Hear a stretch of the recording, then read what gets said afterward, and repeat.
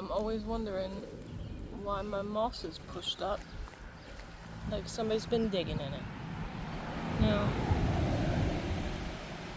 this is the reason why these mushrooms work so hard to just pop out of nowhere. There's a little blah of a guy.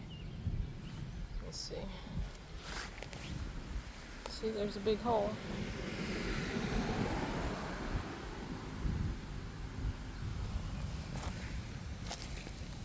We have deer out here, so they come, they probably eat them, stomp them around, whatever. But that's what the fungus do. They push so hard to get out. That's what's been happening to my moss.